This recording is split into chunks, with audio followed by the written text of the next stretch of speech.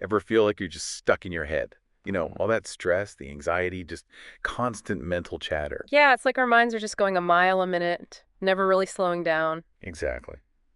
Well, today we're diving into Eckhart Tolle's The Power of Now to see if we can find some ways to cut through all that. Sounds good. To find some real usable insights on mindfulness and presence. Yeah. So basically, our mission today is to just extract that core wisdom that you can actually use right away. Yeah. You know, find a little bit more peace in your everyday life. Right. I mean, Tolle's work has really resonated with a lot of people, and I think it's because it points to something, kind of fundamental about being human. Mm-hmm. It's that we tend to live in our heads, either replaying the past or worrying about the future. Yeah, it's like we're never actually here. Exactly. So the power of now offers a different way, right? It suggests that, real happiness, real peace, it comes from being present right here, right now. Okay, so let's jump right in. The title itself, I mean, it's kind of a giveaway. The Power of Now. Yeah. Coley basically argues that the present moment isn't just a moment, it's the only moment there actually is. Hmm. The past is just a memory, right? A story we tell ourselves. And the future, well, that's just, a thought. It's a projection. Yeah. Exactly. And it's amazing to think how much of our, anxiety, our worries, our suffering even stems from this disconnect. Right. We're up here mentally living in these times that don't actually exist. Yeah. We're either living in the past or in some imagined future. Right. And so think about it.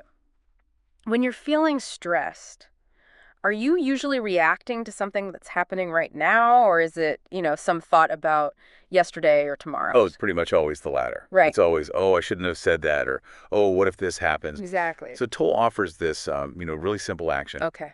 When you feel that wave of stress coming, you just stop, pause, and ask yourself, am I present right now? Hmm. You know, and maybe just take a deep breath. Yeah. I mean, it sounds super basic, It really does. but it can be so powerful. It's like a little reset button. Yeah, it pulls you right back into reality. Right.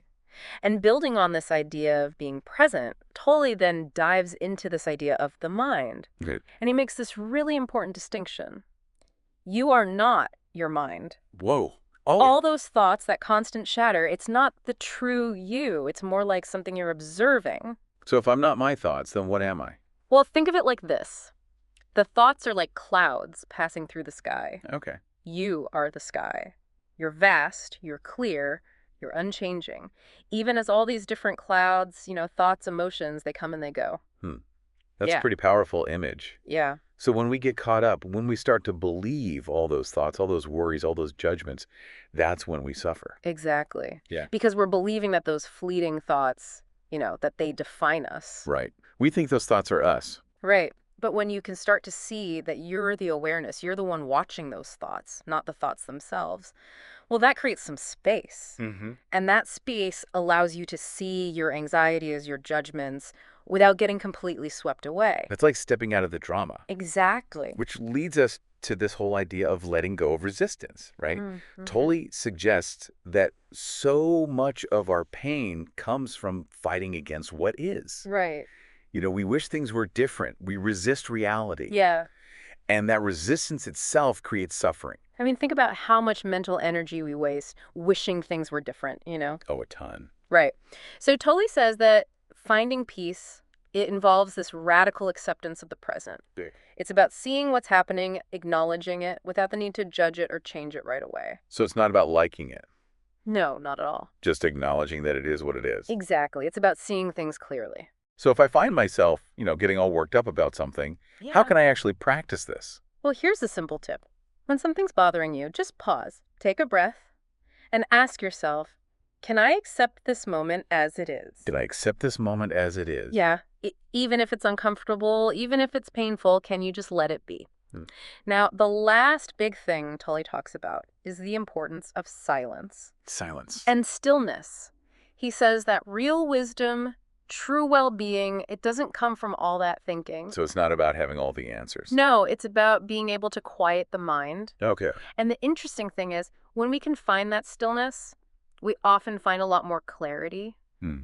It's like when you have a glass of muddy water, if you just let it sit, eventually all that mud settles and you can see right through it. Yeah. In practices like meditation or even just taking 5 minutes to sit and focus on your breath or just being out in nature, these can help you tap into that inner silence. So for everyone listening, I think the core message here is that the happiness, the peace we're all looking for, it's not somewhere out there. Yeah. It's not in the past. It's not in the future.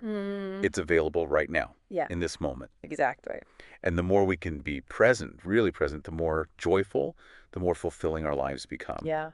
So, take a moment today to just be right where you are. And here's something to think about. How might consistently being present, anchoring yourself in this moment, how might that change your relationship with time itself? And how might it open up new possibilities in your everyday life? Well, that's all the time we have for today's deep dive. Yeah. But, keep those questions in mind. And until next time, be present. Be here now.